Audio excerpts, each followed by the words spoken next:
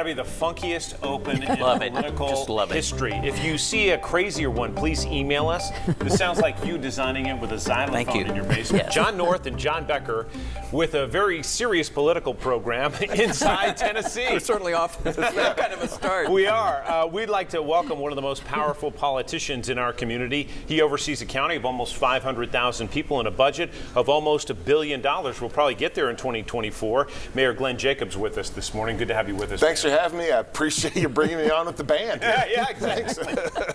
Our panel with us, Susan Richardson Williams. She's a Republican, runs her own PR firm. Don Bosch is a Democrat, runs his own law firm. Good morning. Now I want to listen to Yaz. I know. It gets you in the mood, doesn't it? Mayor, let's start with a budget because you're putting one together, and we're coming off a series of reports from both November and December that say our economy in Knox County slipped a little bit, not like the country. What is your finance director telling you about the health of our economy in Knox County? Well, across the state, we anticipate that basically things won't be as bad as they will across the rest of the country. The Baker Center just put out a report saying that they expect a recession across the country. Here in Tennessee, they actually don't expect a recession and that they don't expect negative economic growth, but certainly not the kind of growth that we've seen in recent memory. And as you were referring to, our sales tax in November and December dropped year over year for the first time since April of 2020, which is not a good sign. So for us, we're preparing for that, and our budget will probably be pretty flat, and we'll tighten up as much as we can. And John, I want to turn to you, but just so our viewers understand, the county gets most of its money from property taxes, about 30% if you think of it as a pie chart. Sales taxes 25%, and then if you look at state education, that's 27%. So that's more than 80% of the budget. I know, Mayor, we are in budget season, and your folks are prepping the next one, which will be unveiled in May or June. I am curious about something. I know you'll never raise taxes so long as you're in this office. I think that's a safe bet. Safe bet not to stay in office around here. Well, yeah, right. Although he is on a second term, which is safe.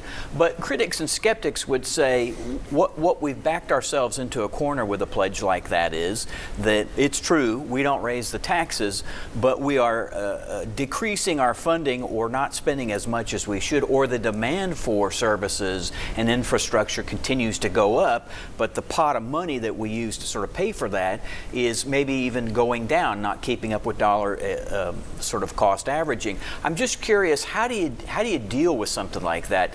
We had a presentation, I think, in February, maybe from engineering, where they were saying asphalt way up, road paving way down. Well, one thing that's happened, fortunately, the governor's put a lot of money into the budget for infrastructure, even at the local level. Across the state, I think each Grand Division is getting $300 million divided among the counties, so that's really going to help.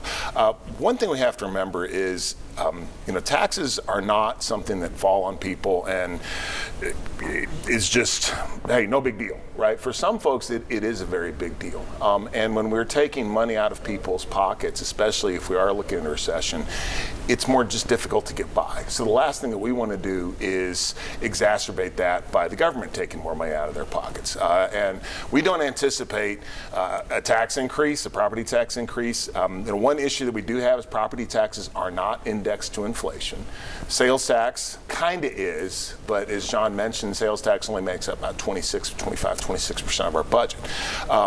So if there were to come a point, we run really lean, if there were to come a point where we would have to look at a property tax increase in Knox County, look at Washington, D.C., because we can't print money like they can to cover our bills. And what we're all experiencing is the detrimental effects of very inflationary policies coming out of Washington.